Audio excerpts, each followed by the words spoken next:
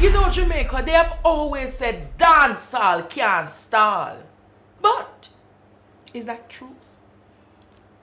Is that really true? Is dancehall relevant? And will dancehall keep relevant? Will reggae live up to the expectations of continue to be the message that speaks to social, political, and economical situations that affect humanity? Jamaica, today on Unfiltered, we need to have that discussion on dancehall, reggae, the relevance of the music industry. After 60 years, have we as a people benefited from the culture of our music? Has the people benefited where Jamaica not just get an international reggae Grammy, but yet still the business of music has evolved where producers and artists and dancers, everybody who is a part of the industry has benefited. The new forms of music such as Afrobeats, the new forms of music that has developed in South America such as reggaeton, those forms of music has now been competing in the industry where now people are saying, can reggae live? Will reggae live? But them say all music shall perish from under the sky, but music alone shall live. Jamaica, I don't know if after 60 years reggae is still relevant. I don't know after 60 years from the emergence of dancehall from the late 70s if we now have a system where people can say the music of dancehall is still relevant. I don't know. But today, myself and my co-host Roger are going to dissect. We're going to ask the pressing questions. We're going zoom in and zoom out. After all, Jamaica, this is Unfiltered. Stay tuned. So Roger Bent is here with me today once more. And we need to have that discussion about whether or not the music industry in Jamaica is evolving or whether or not we're stagnated. Roger, how are you doing, my friend? I'm well, and it's just always so good to be on Unfiltered. Of recent times, we need to dissect the music industry. What's your take on dancehall, reggae, reggaeton, Afrobeat, that kind of vibration? I think we are in a dilemma. And why? I think because we ourselves are very confused about the music form. So you're of the view that the music within itself is confused? I think so. Why do you Because say it's confused? some people will tell you, the old school people will tell you that dancehall as it is not supposed to be dancehall, because dancehall is just reggae mixed with some dubbing, mixed with some, staccato effect. That the new form of music that we call dancehall, they don't know where it come from. But there's also another kind of thought that says dancehall is a legitimate outgrowth from the kind of roots rock, kind of reggae, kind of ska kind of vibe. And there's also the emerging new music, modern dance, the modern kind of trap music. We have not given ourselves the ability to differentiate, to acknowledge each. And so we've just really convoluted the music. We're allowing people who are doing dancehall to feel as if it's a lesser form. Worse, if you do trap, it's as if you're doing a bastard music. I don't think that's a justice to our culture. So my question goes a bit further. Do you believe, with that being said, are we limited to having all of these genres in one being classified reggae at the Grammys? To be honest, I think so. But my concern is, as much as I know how important the Grammy is to rubber stamping our music, I think the real problem is the Jamaican people and the Jamaican culture itself. Until we begin to own our culture, we begin to support it, what right do we have to be concerned about what the Grammy is doing? Yeah, but on average, from my investigations and research, when other genres are presented at the Grammys. There are 800 to 900 albums for other genres. Jamaica and the reggae music is so limited that the most it will have is 120 or 130 albums being presented in the category.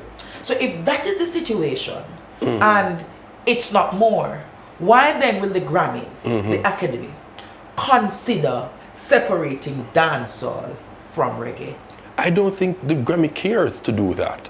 Listen, if you look at the Grammys, the same concern we have about country music, there are several spin-offs of country music. There's country rap, there's different kind of country music, But the country music had its own awards where it is given that kind of glamour and that kind of weight and that kind of regard. So as much as I think country music in the US may have an issue with how they are represented at the Grammys, it's not an issue. They have fixed it by giving themselves equal amount of exposure. There's also Latin music. So Latin you're music saying is not given that kind of regard either. So but they have their own music, they have their own awards. So the question is, where's Jamaica's own awards? music awards? We're so obsessed about the Grammy. Everything is about Everything is about the Grammys. Is Jamaica's Where is the Jamaica Reggae Festival Awards?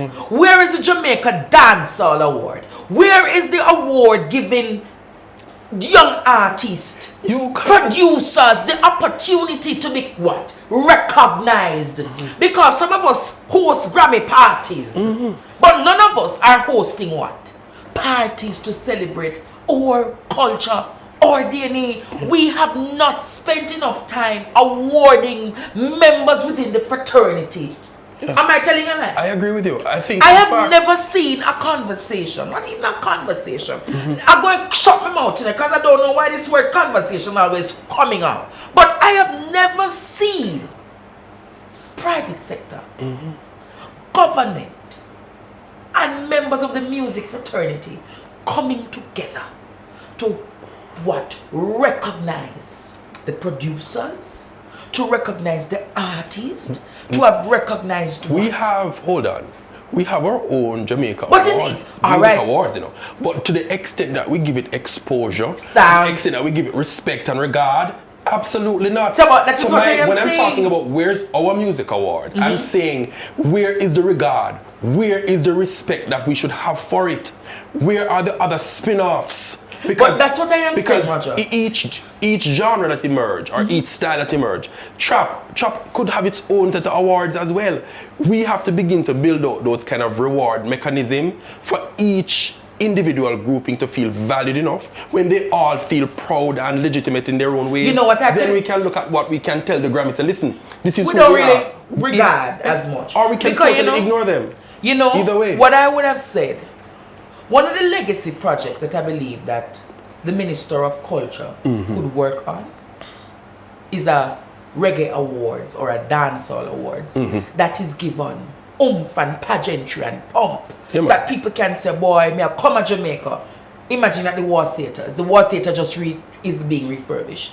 Within the next 3-5 years, you have an annual award that people can come to Jamaica and celebrate the Jamaica Festival of the Arts. The Jamaica Festival for what? The Jamaica Festival for the best reggae artists, the best dancehall artists, the best dance group, the best producers, the best, what else we have in it? Can you imagine? Just imagine. My thing is, can you imagine if the awards that we are going to celebrate, because right now the awards, the Jamaica Music Awards is just so low key, right?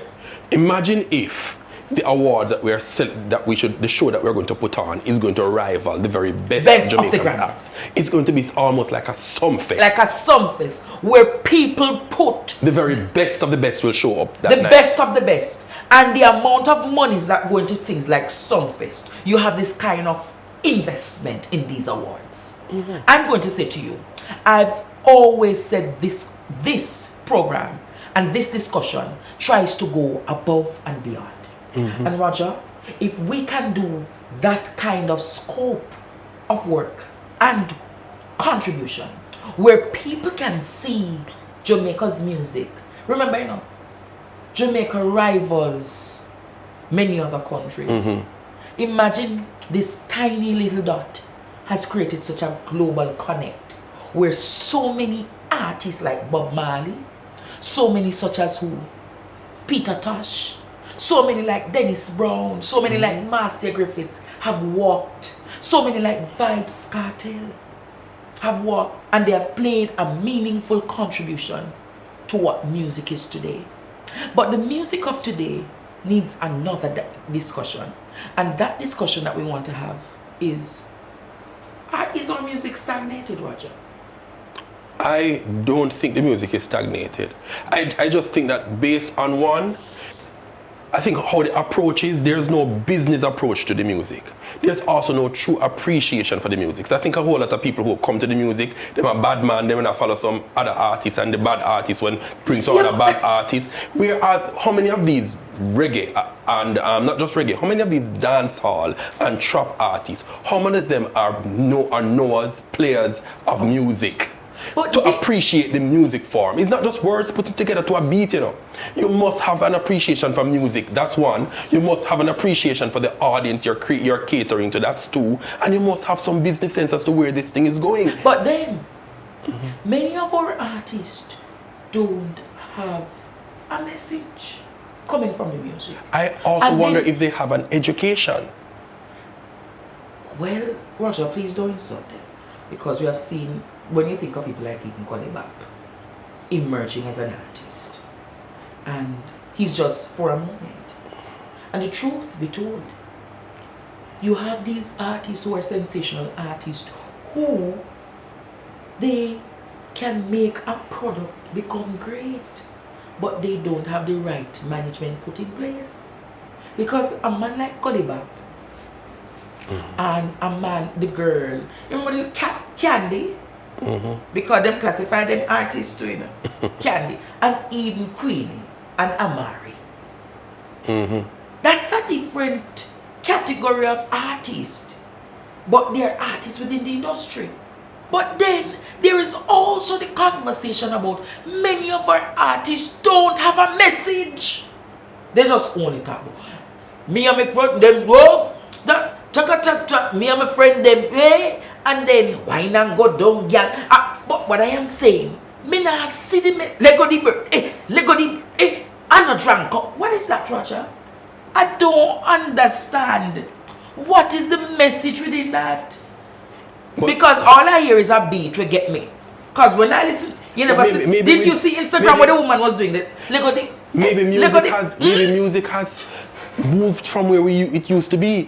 So you're saying that the music no longer needs a message? Why does it require a message? Music could maybe just be a composition of beats and sound and movements. Yes. It may not necessarily need to have a message. But the truth to the argument, the truth to the argument, Roger, is that we have always heard a message. But times change, Andre. But even if the times change, I have recently heard Vybz Kartel with a song called Politics or Politricks. And even though the time has changed, there was a message that the political apathy that Jamaicans and the world is facing. We need to hold our leaders accountable. And one time, Vybz Kartel would have just been come in a mirror and pin sharp. But if Vybz Kartel is because you're saying he's in prison that he has matured. Maybe. I wonder if you're saying it's because he's in prison he's been matured. Hey! I don't know, you know, Andy. But then probably the music is evolving that as time goes by, you find relevance in your maturity. Because one time man like Bounty Killer appear. Bro, when saying again, no? Killer man a friend fish. Lord Killer. You don't even friend the fish them. That's true. But the Lord Jesus Killer, you get me speechless. No, Killer didn't get me speechless. I can't say that. Wrong thing. Wrong. But Killer, when I think about the music and how you have matured with the music, Roger, even Beanie Man, when you look at the maturity in the music from those men in the dancehall culture, it shows that over time. So when I hear Skeng and Skilly and what the next one here, Massacre and Intense doing the songs, it tells me that they're filling the void and the gap for that generation. But I also would like to say, as it relates to whether or not the music is growing, I think it's also growing in the sense that it's making more money for the artists too. There was a time when artists in Jamaica did it for love and not for money. Many of them died without the royalties, without any of those things.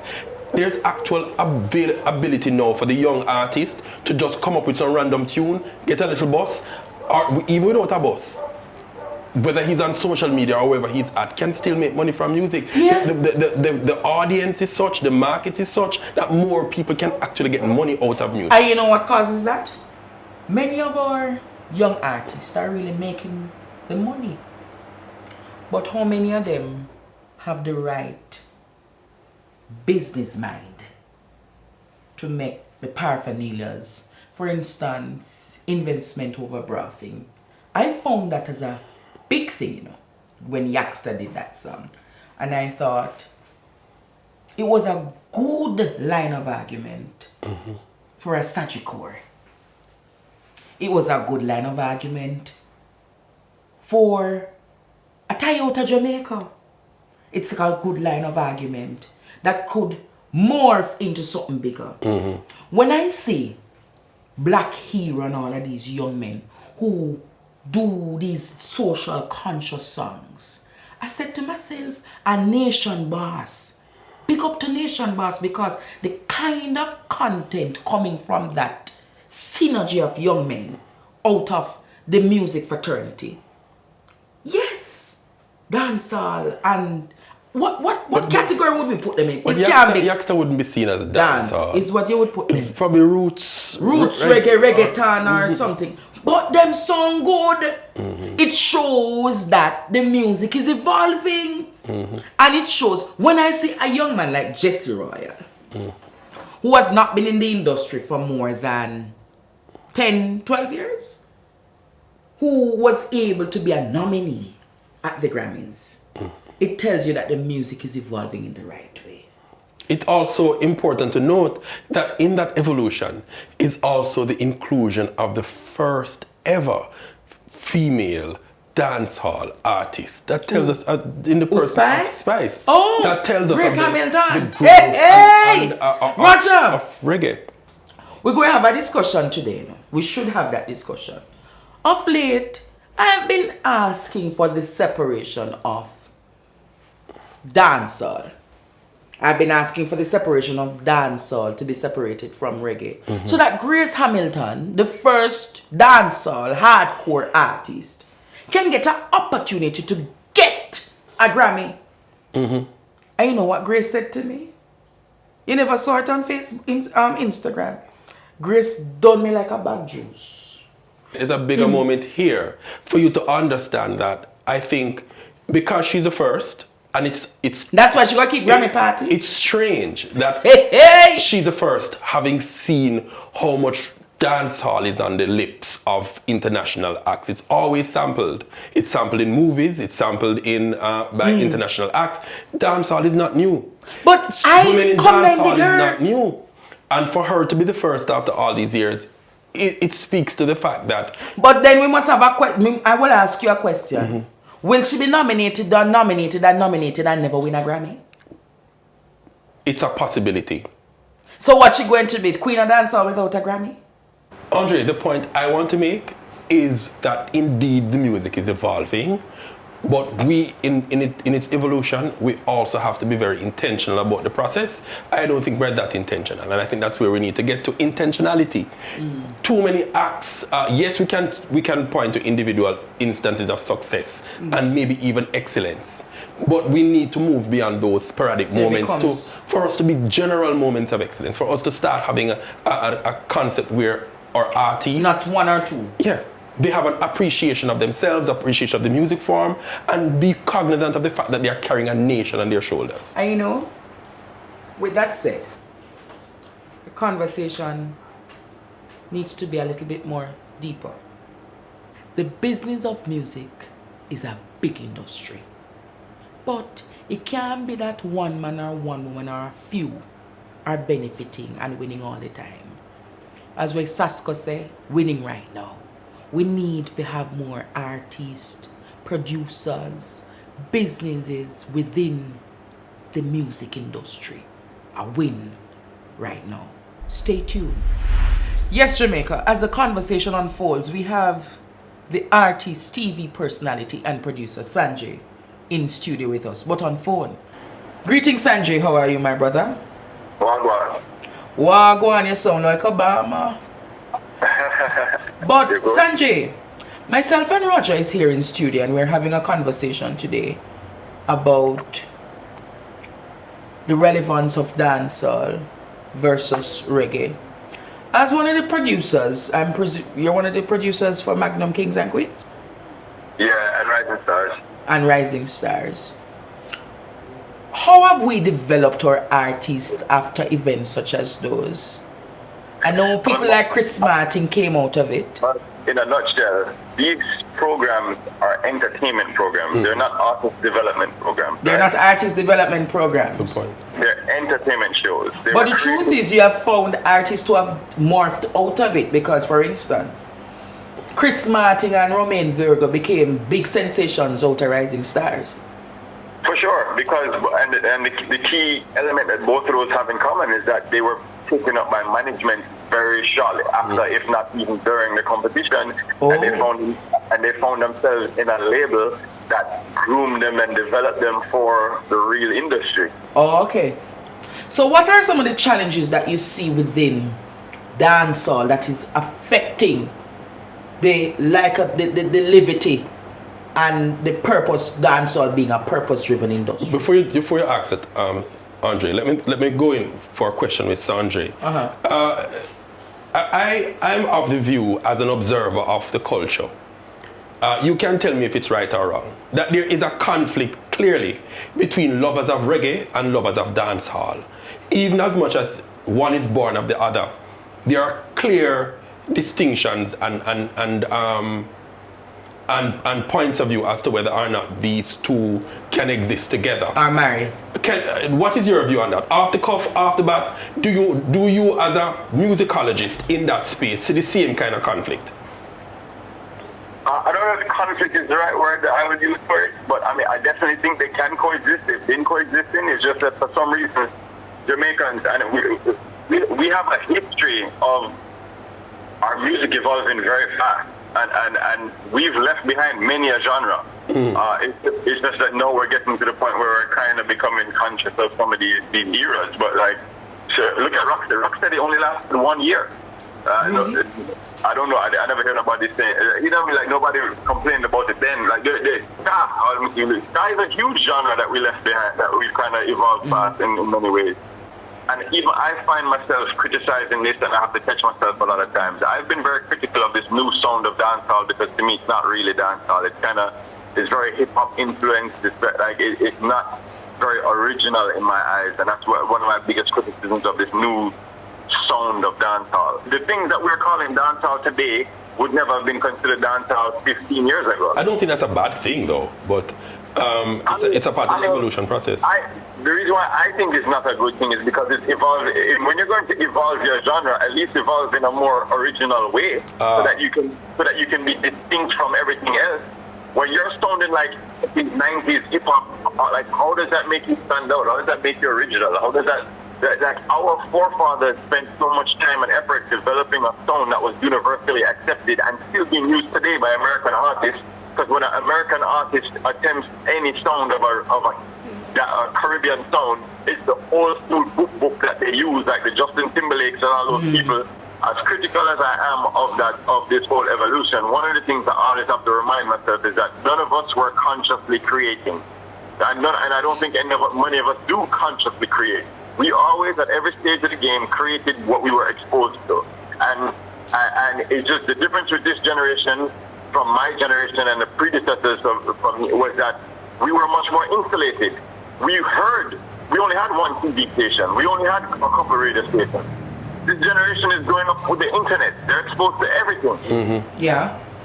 So, I mean, that's what I'm saying. I try not to be too critical of this generation because it's just a new world. Yeah, but in this generation, they're now exposed to the Grammys. And we have seen of recent a conversation happening where people are saying, do we need to separate dancehall from reggae? as two separate categories, so artists such as Spice and others can be able to get a Grammy award. What's your take on that? First of all, the Grammy, we have no say on that because the Grammy is not ours. So we can feel that way from now till thy kingdom come. If they don't want to do that, that's not going to happen. Reggae and dancehall is already two distinct genres. Whether they want to acknowledge it as that we have no power over that. We can feel that way if we want to. But I was saying to, I appreciate that, because I was saying to Grace that I have never really seen her as a reggae artist. Would you agree that Grace Hamilton is a dancehall artist? 100%. So, isn't therefore she being limited to win a category that is what? Reggae? Or you're of the view that she possibly can win it one day? No, I mean, she definitely can. Remember, Sean Paul has won it. Sean Paul is not reggae. There's many of that. Didn't Shabba win a Grammy? Like, Shabba's not reggae. But what would you classify Sean Paul? Because I've never seen him in reggae or dancer. What is he? No, Sean Paul is definitely dancehall. Okay. There's no question of that. Remember that, give me the light. Just give me the light. Give me the light and pass the truth. Remember, that rhythm was the same rhythm that had pum pum pum pum pum pum pum pum pum. Do you know what I mean? And press trigger, I'm gonna press people button. And okay. It don't get no more dancehall than that. It's a very hardcore. And then even the other one. Well, on the way the time cold, I wanna be keeping you warm. Jack got the right temperature. Hey, you from this. What else was on? What else was on that rhythm? What else was on that rhythm? Some big long gonna run out on them. Extra load clipper done out on them. Boy, you know this. Boy, Sanjay, you coming like you must be the hymnal for dancehall. But remember we lived it. Like, you know what I mean? We've been in it from there. So Sanjay, don't you believe more can be done to give accolades and credit to our music industry, whereas we can have more investments into music awards similar to the Grammys for our reggae? The answer is yes, but I will also take it a step further to say the reason why that hasn't happened is because of our own fault. When I say our own fault, I mean the dancehall industry's fault. We're not very structured, we're not organized, so even if people want to interface with us on a certain level, they don't know how to, they don't know who to go to, it's very harem scarum. In order for us to have these criticisms of the government and of people, and of whatever, we need to organize and structure ourselves to facilitate that type of engagement. So how then, after so many years, the music industry of dancehall is still not organized? How can we get it organized? We just need to form the body. We need to, here's the thing with dancehall, really. The people, and I'm not saying it can't happen. It definitely can and it definitely should, and it needs to start somewhere. However, the issue is that in order to get most dancehall, let's face the fact, most dancehall artists are get you to come from an environment that society didn't care about them. So once an artist becomes successful on that level, it's very difficult for him to get him to care about coming to a meeting that the dancehall organization. Everybody a big man in the industry. Exactly. The egos in the industry. Just imagine, for instance, you're going to ask a bounty killer, a Spice, a Beanie Man, forming an organization. That's to be honest with you, those names that you just called are probably the ones that are likely to show up because they're older and more mature. And then you speak about management. That management is the reason why a lot of, even you brought up Magnum Kings and Queens and Rising Stars earlier. Management is the reason why you don't have more artists transitioning from that level to the real industry, because we don't have proper management structures in Jamaica. We don't have proper management. Most of the artists them we used to bust right now, them bridging manage them, them sister manage them, them brother manage them. I just feel like it's just when an artist boss, they might go want somebody around him where he can trust. Certain things, that's going to be somebody where probably don't have the necessary management skills. It's not going to be somebody who studied management or studied business or studied. It's just going to be somebody where I learn on the go, and sometimes sometimes the artist's career outgrow very quickly what that person is capable of doing. So it's just there's not proper. I think I heard somebody say earlier. I don't know if it was in the interview or before the interview when you mentioned the other genres like reggaeton and I want to get to that question. Yeah. And Afrobeats and those things, but it's very difficult to compare dancehall to those genres because the main difference is that we don't have the same demographic. Like those countries are so big that even if you have one person, even if you don't have one purchaser outside of their territory, they're good. Rappers don't have to leave America to be rich. Reggaeton artists don't have to leave South America to be rich. Africans, it's a huge continent. They can be hugely popular within their own continent. Jamaica don't have that luxury. Jamaica don't have an ecosystem set up like those other genres. So every single dancehall artist did a dead hungry during COVID because they could not travel, they could not tour.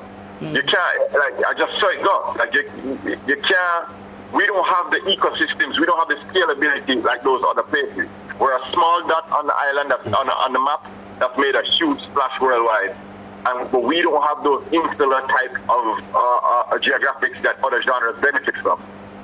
You know, Sanjay is the first, I think. I've never heard this discussion of music and geography before. Yes. Never heard about it. We understand the nature of trade and Jamaica as a... And commerce. You know, but we've never had that discussion. It's a new one for me, where we're actually locating it like any other export. And the struggles we have by virtue of our location, our geographic space. And I think that's a very important thing. I hope other people can have that discussion, because you've clarified it in a way that I have never even thought about it before. But it's important. But then move. Can we expand to say then, how if those other genres have benefited from dancehall and reggae, what is our own advantage in also accessing those markets, right? How can we begin to intentionally infiltrate those areas to survive and for our music to survive? I mean, I feel like, this is the thing about Jamaica is such a creative place that we've always kind of just done what we do and let it resonate where it resonates. I mean, but I do think what you're saying is a very important thing that I often talk about Afrobeats myself, because I remember when Afrobeats and dancehall was kind of like neck and neck at one point. I know it's nowhere close. We do need to, I think it is kind of important to look at some of the things that made Afrobeats transcend even just Africa and become a world music, and why dancehall still hasn't. I think one of the important lessons to learn from Afrobeat is the sound. Like you know, it's dancehall, but it's very happy. If I tell you, say I love you. It's happy music. It's feel good music. Dancehall, for the most part, dancehall has taken a very dark turn in recent times. So because of that dark turn, Sanjay, do you see dancehall surviving another 10, 15, 20 years? Because I believe Afrobeats is now the new music that has taken over. Dancehall will definitely survive. There's no doubt in my mind. There's no question of that for me. They will definitely survive, but nobody will know what dancehall will look like. I mean, because I would never think that people would be like basically rapping and we're calling it dancehall. But I mean, like I said, it definitely will be there. It's just what shape or form it will be in. Who knows? Like right now they're calling trap dancehall and all these other things. Who knows what they're going to call it in 10, 15 years time? But it'll definitely be there. It will be there. But thank you so much for giving that kind of literature. And well, we'd have put it in a concept paper, Roger. Listen to me, man. The man has given in detail, man. No Look like we need to call you in to do some more lectures on the whole industry. You sound no, brother. With your level of knowledge and fortitude, I'm going to put a charge to you, Sanjay, to carry the artists together so that they can be more conscious. You recognize I said there's no uniformity, there is no grouping within dancehall to carry the thing to another level. Bless you,